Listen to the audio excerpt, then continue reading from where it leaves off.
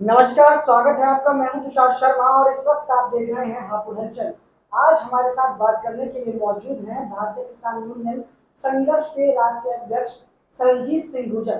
इनसे किसानों के मुद्दों को लेकर वार्ता करेंगे और जानेंगे कि इनका संगठन किसानों के किन किन मुद्दों को लेकर आवाज उठाने वाला है। तो सर, पहले तो बहुत बहुत स्वागत है आपका हमारे चैनल हापुड़ हलचल में। धन्यवाद। मैं आपको और आपके चैनल को धन्यवाद करना चाहूँगा कि आपने मुझे यहाँ बुला करके और किसानों की पीड़ा जानने का जो प्रयास किया उसके लिए आप बधाई की पात्र हैं। सर, पहला सवाल मेरा आपसे यह है कि किसानों के ऐसे कौन कौन से मुद्दे हैं जो आपको लगता है कि आपके संगठनों को उनको लेकर आवाज उठानी चाहिए? मैं आपके चैनल के माध्यम से बता देना चाहता हूँ कि किसानों के मुद्दे ही देश में सबसे बड़ी समस्या है। किसान आज भुखमरी के कगार पर है। किसान अपने माल का खुद दाम तय नहीं कर सकता, उसके माल की कीमत खरीदने वाला लगाता है। और किसान इस स्थिति में है क्योंकि आप जानते हो कि हमारे जनपद हापुड़ में 2 शुगर मिल हैं। दोनों शुगर मिलों ने किसानों का पैसा रोक रखा है और एक नियम बना लिया है कि आप इस साल गन्ना देंगे, हम अगले साल आपको उसका पेमेंट करेंगे। जबकि माननीय मुख्यमंत्री योगी आदित्यनाथ जी ने निर्देशित किया था कि 14 दिन के अंदर गन्ना भुगतान हो जाना चाहिए। लेकिन अधिकारी भी जानते हैं, शासन प्रशासन सब जानता है कि किसान का भुगतान नहीं हो रहा है, लेकिन न शासन स्तर पर न प्रशासन स्तर पर मिलों के खिलाफ कोई कार्रवाई नहीं हो रही है, जिससे किसान त्राही है, बहुत परेशान है। तो सर, जैसे जिले की 2 शुगर मिलें हैं, पिछले सत्र का कितना गन्ना का जो भुगतान है वो बकाया है? पिछले सत्र का लगभग 450 करोड़ रुपए दोनों मिलों पर बकाया है। कई बार किसान संगठनों द्वारा, मेरे द्वारा भी धरना दिया गया, लेकिन उनका ढाक 3 बात यही है, कहना कि साहब शुगर मिल के पास पैसा नहीं है, अरेंजमेंट करेंगे देंगे, और किसान बेचैन है, किसान मजबूरी है, किसान कहां करे अपना गन्ना? भाई किसान ने गन्ना उगाया, किसान कहीं तो देगा। दूसरा मैं कहना चाहूंगा आपके माध्यम से कि किसान के गन्ने का मूल्य कम से कम 500 रुपए क्विंटल होना चाहिए। अब 350 रुपए में किसान को उसकी जो लागत है उसका मूल्य भी नहीं मिल पाता, इसलिए किसान लगातार नीचे जा रहा है, लगातार कर्जदार होता जा रहा है। तो सर, जैसे आपने भी पहले आप जो है किस मिल पर बैठे थे धरने के लिए, तो क्या आश्वासन मिल के अधिकारियों द्वारा दिया गया था और जो आश्वासन दिया गया वो तय समय के अंदर पूरा किया गया मिल के अधिकारियों द्वारा, नहीं किया गया?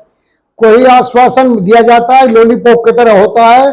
जब वहां किसान इकट्ठा हो जाता है, दबाव बनता है मिल प्रशासन पर, तो मिल प्रशासन वही 50 करोड़ देंगे इस महीने में, आप 80 करोड़ देंगे, 70 करोड़ देंगे, लेकिन मिल प्रशासन केवल अपने हिसाब से, अपनी मर्जी से अपना किसानों का भुगतान करता है और किसान की कोई सुनवाई करने को तैयार नहीं है। अच्छा, हम किसानों के मुद्दों की बात करें तो किसानों के जो ट्यूबवेल पर मीटर लगाए जा रहे हैं, लगे हुए हैं, उनका क्या मुद्दा है? देखिए, मैं एक बात कहना चाहूंगा आपके माध्यम से कि माननीय मुख्यमंत्री योगी आदित्यनाथ जी ने घोषणा की कि किसानों की सिंचाई की बिजली मुफ्त होगी। जब आप किसानों को सिंचाई की बिजली मुफ्त दे रहे हैं तो मीटर क्यों लगाए जा रहे हैं? और सबसे बड़ी ये देश की, ये हमारे प्रदेश की, आप समझ लीजिए, ये बड़ा दुख का विषय है कि जिस प्रदेश का मुखिया ये घोषणा कर देते हो कि आपको फ्री बिजली 1 अप्रैल से दी जाएगी, उसके बाद भी मई जून चल रहा है, लोगों से लगातार बिजली का बिल लिया जा रहा है और न देने की स्थिति में उनके कनेक्शन काटे जा रहे हैं। इसलिए कहीं ना कहीं आने वाले चुनाव में किसान नाराज है और इसका खमियाजा सरकार को भुगतना पड़ेगा। जैसे भी हाल ही में जो किसान संगठन है, उनके जो पदाधिकारी हैं, हापुड़ बिजली घर पर भी उन्होंने घेराव किया था, धरना दिया था, और प्रदेश में भी कई जगहों पर बिजली घरों पर धरना दिया गया था। तो क्या निष्कर्ष निकला, क्या आश्वासन बिजली विभाग के अधिकारियों द्वारा दिया गया? देखिए, मैं आपको बता दूं, सरकार जब तक सरकार कोई मजबूत एक्शन अधिकारियों के खिलाफ नहीं लेगी, जब तक कोई कार्रवाई नहीं होती है। सब अधिकारी एक दूसरे पर बात टाल देते हैं। खाली पेमेंट का मुद्दा नहीं है, बिजली की समस्या बहुत बड़ी समस्या है।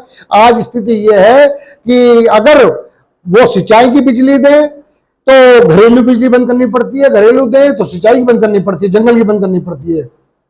दोनों चीज एक साथ नहीं चल पाती।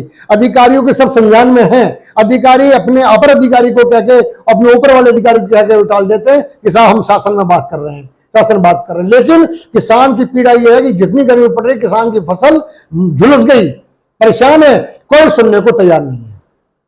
अच्छा, अभी जैसे हाल ही में बरसात भी हुई और आंधी भी कई दिन चली पीछे, पिछले महीनों की बात करें तो किसानों की फसलों को काफी नुकसान हुआ था। इसको लेकर क्या मांग संगठन के लिए? किसानों की गेहूं की फसल बर्बाद हुई, किसानों की सरसों की फसल बर्बाद हुई, किसानों को बहुत नुकसान हुआ। शासन स्तर से कहा गया कि भाई इनकी आप जांच करा लीजिए, लेखपाल आएंगे आपकी जांच करेंगे, लेकिन उसमें बहुत बड़ा गड़बड़ हुआ और लोगों को किसी को 50 रुपए, किसी को 300 रुपए, किसी को 200 रुपए, यहां तक 15 रुपए तक का भी मुआवजा सरकार ने देकर के किसानों को मजाक उड़ाने का काम किया। यह बहुत दुख का विषय है। जिस देश का किसान अन्नदाता कहा जाता है, जिस देश के किसान ने, आपने देखा कि कोरोना काल में सब व्यापारी, सब अधिकारी, सब लोग इधर उधर हो गए थे और बच रहे थे आदमी से। उस समय में भी किसान ने मजबूती से इस देश को थामे रखा और अन्न की कमी नहीं आने दी और अपने खेत में जाकर के पूरा काम करने का काम किया। अच्छा, जैसे एक समस्या और बताई जाती है किसानों की, आवारा पशुओं की। आवारा पशुओं की क्या समस्याएं हैं और क्या समाधान इसका निकालने के लिए आपके द्वारा आवाज उठाई जाएगी?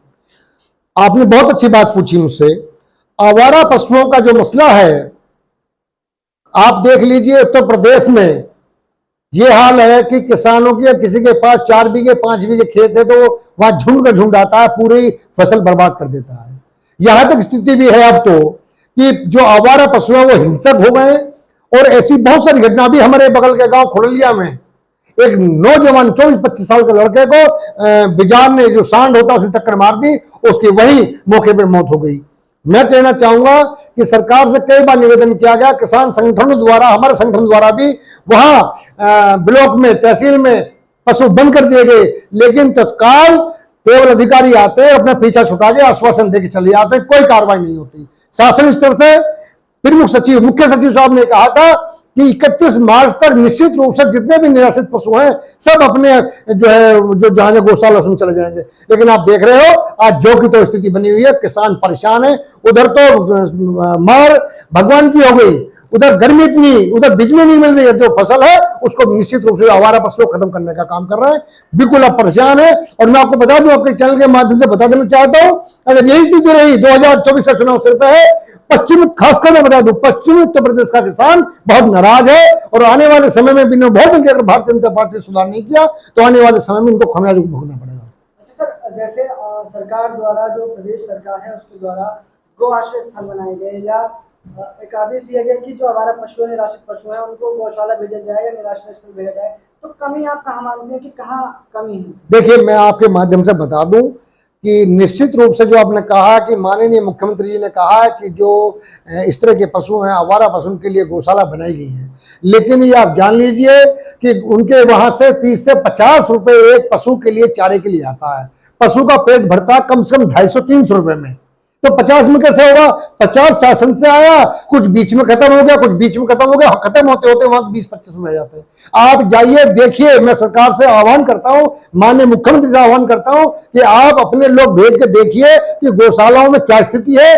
गौशालाओं में स्थिति ये है कि गांव भूखी प्यासी मर रही है, वहां पड़ी है बेहोश है, और जो जंगली पक्षी उनको आंख नाक निकाल नोच नोच के खा रहे, को देखने वाला नहीं है, केवल कागजों में पूर्ति की जाती है। और एक बात और मैं आपके माध्यम से बता दूं, जब 2017 में सरकार बनी तो लोगों ने कहा भाई बीजेपी की सरकार आई, योगी जी की सरकार आई है, लोग बड़े खुश हुए। माननीय मुख्यमंत्री कार्यकाल देखते हुए लोगों ने फिर 2022 में उन्होंने पूर्ण बहुमत की सरकार दी। लेकिन मैं माननीय मुख्यमंत्री जी को संदेश देना चाहूंगा कि आप अच्छे मुख्यमंत्री हो, आपने बहुत अच्छा काम करने का काम कार्य किया, लेकिन कहीं ना कहीं धरातल पे आपके अधिकारी आपकी शासन में, आपकी जनता में आपकी छवि खराब कर रहे हैं। इसको आप बहुत जल्दी न देखा तो इसका निश्चित रूप से आपको नुकसान पहुंचेगा। सर, हाल ही में आप प्रदेश के उप मुख्यमंत्री से मिले थे, मुलाकात की थी, तो कैसे किसानों के क्या क्या मुद्दे थे, क्या इन मुद्दों को लेकर उनसे आपने बात की? किसानों को मुद्दे के विषय में मैंने बिजली की समस्या, आवारा पशुओं की समस्या, सड़कों की समस्या और जितने भी यहाँ की किसानों की समस्या, वो सब हमने समस्याएं माननीय मुख्यमंत्री जी के सामने रखी थी। उन्होंने हमारी बात बहुत गौर से भी सुनी और हमें आश्वस्त भी किया कि हम आपकी बात को माननीय मुख्यमंत्री तक पहुंचाएंगे और इसका बहुत निस्तारण करेंगे। लेकिन जब वो आप मानिए, जब वो उसका कोई निस्तारण हो, जैसा उदाहरण आप देख रहे हैं कि बिजली की समस्या खुद मुख्यमंत्री जी मॉनिटरिंग कर रहे हैं, उसके बाद भी सुधार नहीं हो रहा है। आप देख रहे हैं आवारा पशु सड़कों पर घूम रहे हैं, अधिकारी गुजरते हैं वहां देखते हैं, कुछ सुनने को तैयार नहीं है। किसान अगर वहां धरने पे जाता है तो किसानों को निश्चित रूप से धमकाने का काम किया जाता है, किसानों को ये डराया जाता है, ये आपके खिलाफ मुकदमे कर दिए जाएंगे। लेकिन मैं भारतीय किसान यूनियन संघर्ष का राष्ट्र अध्यक्ष होने के नाते बता देना चाहता हूं सरकार को कि किसान संगठन, हम किसानों के लिए लड़ाई लड़ेंगे, चाहे हमें किसी हद तक जाना पड़े। सरकारें मैं आपको बता दूं, सरकारें ना उतनी अच्छी होती है जितनी सरकार बताती है, और सरकारें ना उतनी बुरी होती जितना विपक्ष बताता है। लेकिन हाँ, हम एक बात जानते हैं, मेरा संगठन जानते हैं कि हम अगर सरकार अच्छा काम करेगी तो निश्चित रूप से हम सरकार की वाहवाही करेंगे, सरकार को धन्यवाद करेंगे। और सरकार अब किसानों के लिए काम नहीं करेगी, किसानों का दुख नहीं देखेगी, किसानों की पीड़ा नहीं जानेगी, निश्चित रूप से हम मुखर होकर सरकार का विरोध करने का काम करेंगे। सर, एक सवाल मेरा यह है कि और भी किसान संगठन हैं, और हम बात करें किसानों की हितों की आवाज उठाने के लिए, तो ऐसा क्या कारण है कि आपको अलग संगठन बनाना पड़ा? आपने बहुत अच्छी बात पूछी, क्योंकि मैंने आपको बताया कि मैंने पूर्व में कई संगठनों काम किया है और बहुत नजदीकी से देखा है उनके कार्य करने का तरीका, उनका किसानों के प्रति लगाव, उनका अपने कारोबार चलाने का तरीका, लोगों से पैसा उठाने का तरीका। एक संगठन के मुखिया, आप जानते हो, मैं नाम नहीं लूंगा, उनका कहना है कि 2014 में हमने कांग्रेस मुक्त भारत बना दिया, 2019 में हमने कांग्रेस मुक्त भारत बना दिया, 2017 में कर दिया, 2022 में कर दिया। कुछ नहीं किया आपने। ये भारत लोग कांग्रेस से त्रस्त थे, भारतीय जनता पार्टी को आना था, और 2017 में काम किया तो 2022 में आई। और मेरा मानना यह है, कोई किसी को ब्लेम करे, अगर सरकार पूर्ण बहुमत में कहीं बैठी है तो निश्चित रूप से प्रदेश की जनता ने उनको वोट करने का काम किया, उनको सपोर्ट करने का काम किया। आप किसान संगठन के मुखिया हो, आप ये कह करके कि हमने कराया, मैंने कराया, इसका मतलब कहीं ना कहीं आप सरकार से सौदेबाजी करने का काम करते हो, और आप सरकार को कहीं ना कहीं ब्लैकमेल करने का काम करते हो। मैं अभी सुन रहा था, उनका हरिद्वार में चिंतन शिविर हुआ, उसमें कह रहे हैं साहब हमने रजिस्ट्रेशन करा रखा है अपना पार्टी का और हम चुनाव लड़ेंगे। तो भाई आप चुनाव लड़िए, आप चुनाव लड़िए, अपने विधायक सांसद जिता के लाइए, अपनी सरकार बनाइए, सरकार पर दबाव बनाइए, लेकिन जो सरकार से सुख सुविधा आपने ले रखी है उनके वापस कीजिए। आप 2-2-3-3 गनर लेके घूमते हो, गवर्नमेंट के गनर का खर्चा 80-90 हजार रुपए आता है, लाख रुपए आता है, वापस कीजिए सरकार को। आप सरकार को गाड़ी भी दे रहे हो लोगों को दिखाने के लिए, आप सरकार को दवा भी लोगों को दिखाने के लिए, और सरकार से कहीं ना कहीं फायदा उठा रहे हो। सबसे पहले आप सरकार से मिली सारी सुविधाएं वापस कीजिए, और किसानों के बीच आइए, किसानों के बीच आके किसान लड़ाई लड़िए। मैं आपको बता दूं, जब तक हिंदुस्तान का विकास नहीं होगा, जब तक किसान समृद्ध और खुशहाल नहीं होगा। 1967 में आईएएस की तनख्वाह 250 रुपए होती थी, गेहूं का भाव 70 रुपए कुंटल होता था, आज आईएएस की तनख्वाह 3 लाख रुपए है। आपका सोने का भाव 200 रुपए तोला होता था, आज 60,000 रुपए। गेहूं जब 70 रुपए, आज 2,2100 रुपए, कुल 15 गुना, 20 गुना, 25 गुना, 25 गुना मान लीजिए आप, 25 गुना हुआ नहीं है, 24 गुना, 23 गुना है, लेकिन इतने अंतर क्यों? मैं सरकार से निवेदन करना चाहूंगा कि आप सरकार, जो भी सरकार आती है, केवल यही उत्तर प्रदेश में नहीं, अन्य स्टेटों में भी केवल सबसे पहले देखने को मिलता है कि सरकार एक वादा करके आती है कि हम किसान को कर्ज मुक्त कर देंगे, कर्जा माफ कर देंगे। मेरा कहना यह है सरकार से, किसी सरकार से, आप किसान को कर्जा मुक्त बिल्कुल मत कीजिए, किसान को इतना समृद्ध मजबूत बनाइए जो किसान कर्जदार हो ही ना। आप किसान को उसकी जो धान है, गेहूं है, गन्ना है, मूंगफली है, सरसों, जो भी फसल है उसका उसको पूरा दाम मिले। अगर पूरा उसको दाम मिलेगा तो किसान कभी कर्जदार नहीं होगा। आपने इस बार मान लिया, मैंने आपकी सरकार आई, आपने 1 लाख 2 लाख रुपए किसान का माफ कर दिया, लेकिन किसान तो फिर 3 महीने बाद फिर कर्जदार हो जाएगा। तो हमें, मेरा सरकार से आग्रह है कि आप ऐसी पॉलिसी लाइए, और पॉलिसी सबसे बेस्ट ये है कि किसान के धान, किसान के मूल्य की, जो किसान का माल है उसका सही मूल्य मिले, और किसान के मूल्य अगर सही मिलना शुरू हो जाएगा तो निश्चित रूप से किसान मजबूत हो जाएगा, और किसान किसी का न तो किसी के आगे हाथ फैलाएगा, न किसी के आगे लाचार होगा। किसान सबसे पहले बिजली का बिल देगा, किसान सबसे पहले बैंक को निपटारा करेगा, सबसे पहले अपनी बेटी की शादी करेगा, अच्छी एजुकेशन दिलाएगा। लेकिन होता क्या है? होता यह है कि किसान परेशान है, किसान के पानी समय पे नहीं मिलता, किसान को जब खाद चाहिए जब उसको खाद नहीं मिलता, किसान को जब बिजली चाहिए उसको बिजली नहीं मिलती।